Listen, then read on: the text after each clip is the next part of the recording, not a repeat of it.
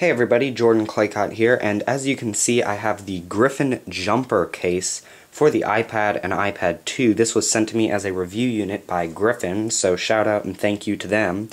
I do have some pros about this case, but unfortunately I've noticed mostly cons. Unfortunately, I opened this case, I thought it was going to be really nice. It has a really nice feel to it, very simple packaging by the way.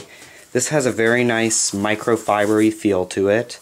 Nothing sticky, nothing annoying, nothing of an odd texture, and the inside is amazing. I love the feeling. It's very soft and smooth, and it'll clean your iPad, and you won't be nervous about it getting any scratches.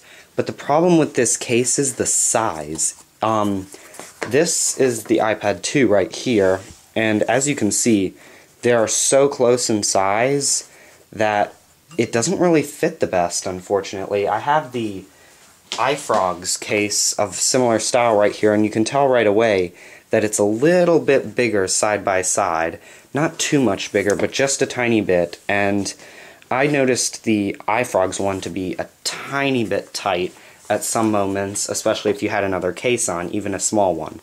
But this one, the iPad alone, putting it inside, I felt it was so squished in there. I could hear buttons being pressed, and when the case itself is pressing down buttons on your iPad, that's not a good thing. So let me go ahead and, whoops, sorry about that, attempt to get this in here. Again, it's such a tight squeeze. There we go. And I mean, once you have it in, it's a nice case, but just moving it around, I can hear it pushing buttons sometimes. If you're not worried about bumping a few buttons, it doesn't do it all the time.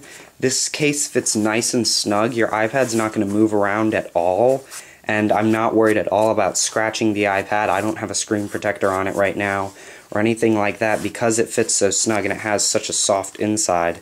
But as you can see right here, I mean, it's bumping the hold lock button all the time. It's constantly coming on and off, which could be a problem for your battery life. So let me go ahead and take this out. There we go. So yeah, like I was saying, it's a very tight squeeze. This case is supposed to also fit the iPad 1, the first generation iPad, but that's a little bigger than the iPad 2, so I have trouble believing that would even fit in here at all. So I'm not sure, I don't have one to test it with, but definitely the iPad 2 is a tight squeeze. It does fit if you don't have any other accessories with it, but I'm still concerned about bumping those buttons on there. You do need to watch out about things like that. So once again, I think this case has a lot of potential, but it could be improved by possibly making it a little bit bigger to allow some more breathing room for the iPad itself so it can function properly and not be holding down buttons at improper times and everything. On the inside though, the material's excellent. It's very soft. I can't even describe it. It's just extremely soft.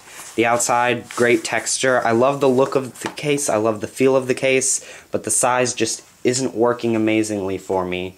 Again, thank you though to Griffin for sending out the product for review, and stay tuned for more.